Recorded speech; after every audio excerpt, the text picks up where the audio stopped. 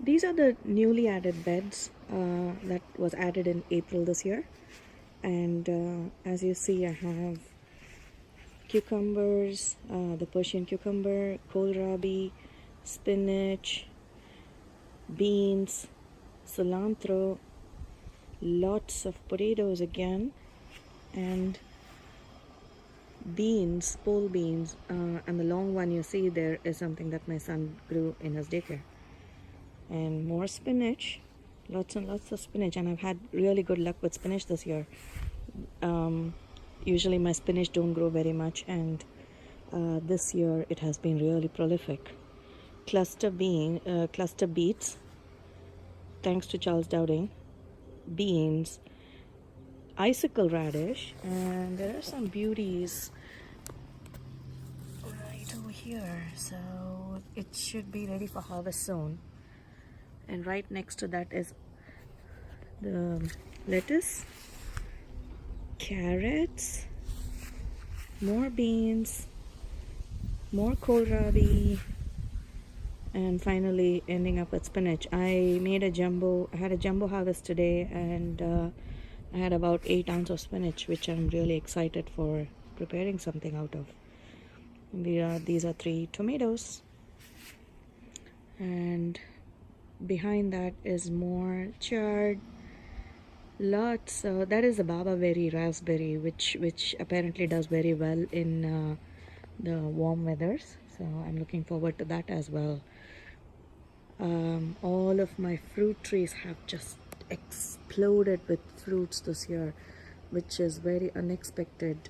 After they were all planted about 3 years back in containers, and then I transplanted most of them to the ground last April, and heavily mulched about 4-inch thick with wood chips, and that possibly has taken off and helped all of the fruiting trees, just go crazy with fruits. See all the apricots here. Last year, just for comparison, I had 1 apricot, and this year the tree is just loaded with apricots. And there's a beautiful kaffir lime, and these are the pears. This is just beautiful pears, and this is the Anjou variety of pears. It's lots and lots of pears this year. In comparison, this tree had none last year, so I'm really delighted with all the plant abundance, and I just can't stop talking about it. And this one is a pear again, which is the Warren pear variety. And let's see, yeah, there are quite a few fruits this year, so yeah, so there are quite a few of them, which again, this plant had none last year. And right behind this, you see here, there is a quince that was grafted onto this pear variety. So this stalk that you see here is actually a quince, and it's interesting to see that it has flowered. I'll have to see whether to retain it or possibly take it off. What I've also done here is I've just planted several different varieties of fruits and flowers and different whatnot under the canopy of the trees, and they seem to be loving it. They seem to be loving all the biodiversity it has, and attracting of bugs and bees and whatnot. So I think that possibly helps quite a bit in the pollination and adding to the nutrition density of the plants.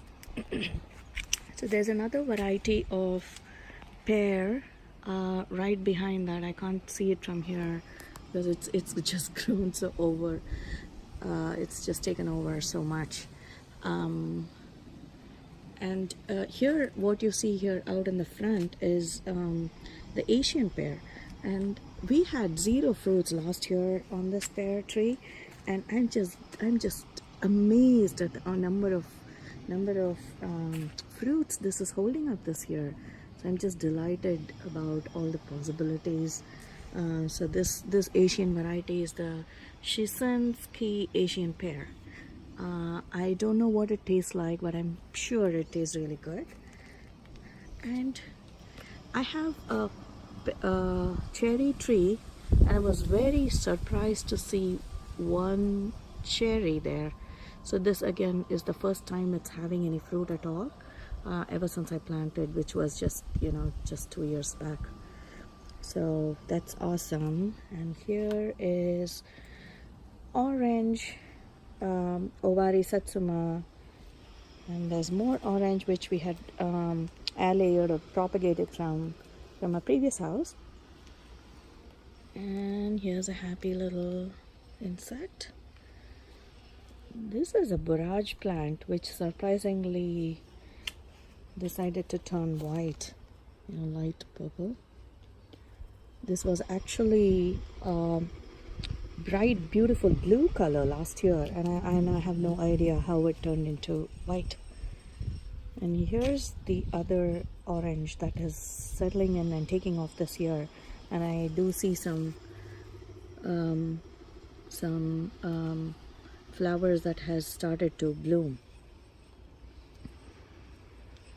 and produce fruit. There's lots of lemon balm, lemon verbena, and my kiwi. So this seems to be the only one that's struggling, and it has already been 2 years of the Isai hardy kiwi. I think I may have to move it elsewhere. I don't think it likes the space. It's probably too overcrowded, competing with the mint and verbena and everything. We'll probably have to move it elsewhere. So this is the purple collar tree, and I think because I did not plant it in the ground, it probably went to seed, possibly a stress reaction. I have no idea, so we'll have to see. These produce beautiful purple collards. These are grapefruits and more blueberries, lots of them. And here's a very prolific dwarf mulberry tree, which is actually in a container.